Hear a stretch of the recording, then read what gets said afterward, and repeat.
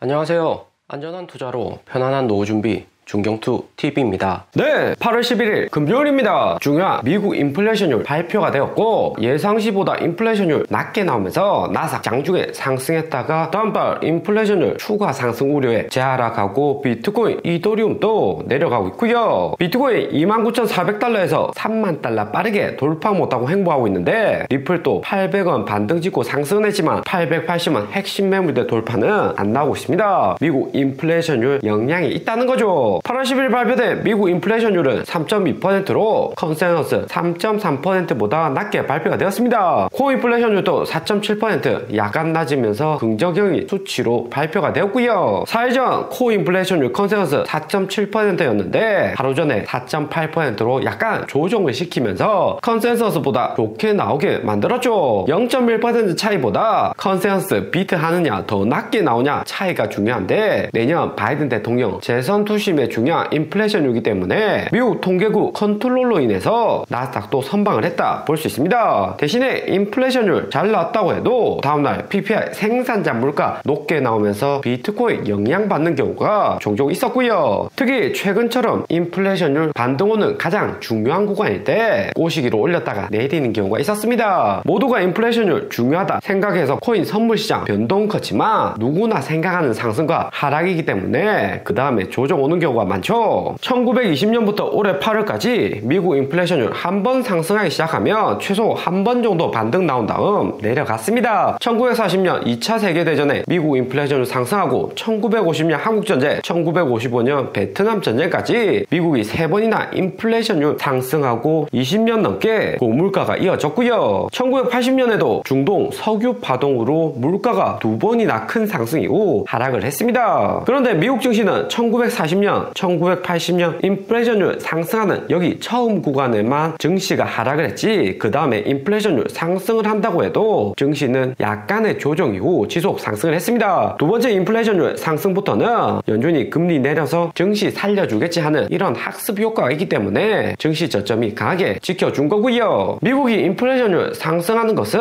연준이 돈을 더 뿌리거나 금리 인하를 한다는 걸로 증시에게는 장기적인 호재입니다. 2010년에도 연준이 코로나 이후로 3배 넘는 유동성을 늘리니까 인플레이션율 급등한 거고 최근까지 5.5% 고금리 유지하면서 인플레이션율 더 상승 못하게 억제를 하고 있는 거고요. 미국 인플레이션율이 1913년부터 올라갔다 내려갔다 계속해서 반복을 하는데 결국에 이렇게 되면 미국 달러 가치는 지속적으로 하락을 한다 보시면 됩니다. 10년 전 100달러 가치와 현재의 100달러 확연히 다르듯이 100년 전의 100달러 가치는 매우 큰 수준이었고요. 비트코인 1919년 1만 달러였는데 최근 3만 달러 부근 3배 이상 상승한 것이 비트코인 가치가 상승한 것보다 달러가 그만큼 가치를 하락했다 보시면 됩니다. 미국 포함 글로벌 국가들이 큰 정부 주도의 시장 정책을 실시하면서 결국에는 화폐 가치 하락하고 자산 가치는 상승하는 구조죠. 1933년 여기부터 경제학의 케인즈 학파가 주류로 잡았는데 돈 풀어서 경기 부양하는 방법으로 현재까지도 유효하게 작용을 하고 있습니다. 미국이 글로벌 1등 국가 지속을 하는 한 달러 유통량 증가는 계속되고 워렌 버핏도 40년 이상은 여전히 미국 주도의 글로벌 경제 예상을 했고요. 2010년 코로나 터지고 나서 유럽은 전쟁 나고 중국은 경기 침체로 확실히 미국 말고 대안이 없습니다. 미국이 돈 푼다고 해도 글로벌 국가들 2008년처럼 받아줄 수밖에 없는 거죠. 장기적으로 연준이 돈 풀어서 경기를 부양하는 거고 단기적으로 보면 1977년 인플레이션율 재상승에 S&P 500이 마이너스 11% 조정 오는 구간이 있었습니다. 최근 2년간 미국 증시 움직임하고 비슷하게 S&P 반등은 했지만 고점 돌파 못하고 인플레이션율 재상승 이후 하락을 했고요. 이후 인플레이션율 재상승의 학습 효과로 주가는 상승했지만 1977년처럼 S&P 조정이 마이너스 10% 이렇게 나오면 비트코인하고 신흥자산이 코인에게는 충격이 클 수가 있고요. S&P 2022년 고점이 4,800포인트인데 4,600포인트까지 단기 반등 이후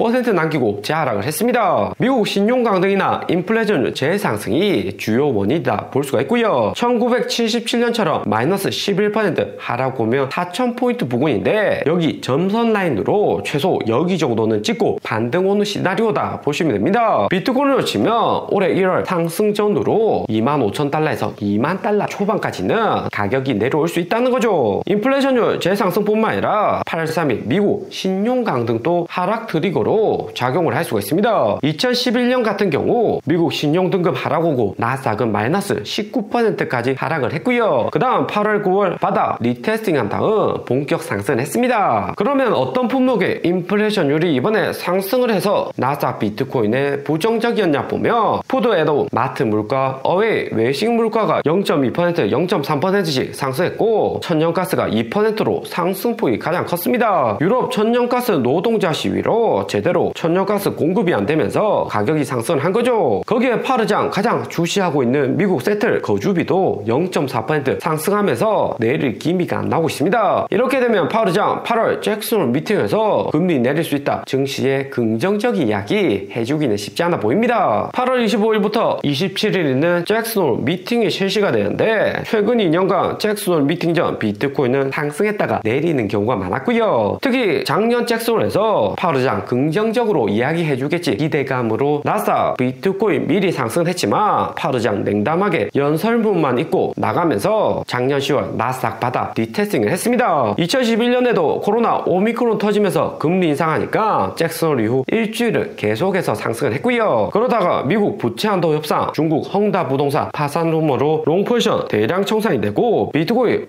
52,000달러에서 4만 달러 큰 폭의 하락이 있었습니다. 최근 분위기가 2021년하고 매우 비슷하고요. 떨어져야 할 때 하락 안 하고 개인들도 내년 블랙락 ETF 반감기 호재로 코인들 홀딩을 많이 하고 있습니다. 거기에 개인 비중 높은 바이비트 선물 거래소는 마진 투자 대회 하고 있어서 선물 볼륨 상승한 걸 수도 있지만 그 전인 작년 12월 저점을 찍고 지속적으로 상승을 하고 있습니다. 개인들 선물 미결제 약정 볼륨이 작년 5월 다음으로 높아진 상태이고요. 롱포지션 총상 강하게 나와서 개인들 털어먹는 구간이 나올 가능성이 매우 높습니다. 바이낸스 선물 볼륨 역시 작년 5월 수준까지 상승해 있는 상태이고요. 선물 볼륨이 이렇게 높게 상승했을 때 항상 변동성을 조심하셔라 중요도 강조를 드립니다. 2021년 잭슨홀 때 같이 내릴 때 안 내리고 개인들 좋아하는 천국의 계단 나오다가 그 다음 행보이고 한방에 청산되는 움직임이 또 나올 수가 있습니다. 당시에도 개인들 하락했는데도 추가로 매수를 하니까 비트코인 20%씩 추가로 하락오고 알트코인은 마이너스 50%로 절망 단계까지 내려갔었고요. 때문에 항상 이런 구간에서 롱포지션 청산 염두에 두셔야 됩니다. 인플레이션 발표 이후 나스닥 행보에 빅테크들은 버텨주고 있지만 잡주들 모아놓은 아크K ETF는 지속 하락 중에 있습니다. 50달러 고점 찍고 2주째 하락을 하는데 쌍봉 정도 만들고 내년 금리 인하 전까지 크게 하락이 나올 수가 있고요. 연준의 금리 인하는 내년 1월경으로 보이는데 파르장이 금리 인하한다고 발표한 다음 2019년에도 본격 하락을 했습니다. 하지만 최근에는 3개월을 빠르게 증시가 움직이는 경우가 많았고요. 애플, 테슬라, 나스닥 잡주보다 하락폭이 작고 지속적인 상승 가능하지만 수익률 측면에서는 아크K 같은 잡주들이 더 높을 수가 있죠. 올해 1월 저점이 아크K 29달러인데 29달러 아래로만 매수해서 1년 홀딩을 하면 수익 전환할 가능성이 높습니다. 코인베이스도 6월 블랙락 ETF 호재로 100달러 찍었다가 지속적인 하락을 하고 있습니다. 제자리 찾아가는 움직임으로 이더리움 기반 레이어 2의 베이스 발표는 했지만 주가 상승에는 영향이 없었고요. 베이스코인, 코인베이스는 인큐베이팅 된다. 베이스코인 기반으로 디액 개발하면 보조금도 준다. 이야기는 하는데 미국 코인 시장이 아시아보다 거래량 낮고 SEC 제재로 인해서 베이스코인 움직임도 주춤한 형국입니다. 오늘의 영상은 여기까지입니다. 좀 더 디테일한 투자 정보가 필요하신 분들은 커뮤니티로도 자료가 공유되니까 멤버십 가입과 구독 부탁드립니다. 감사합니다.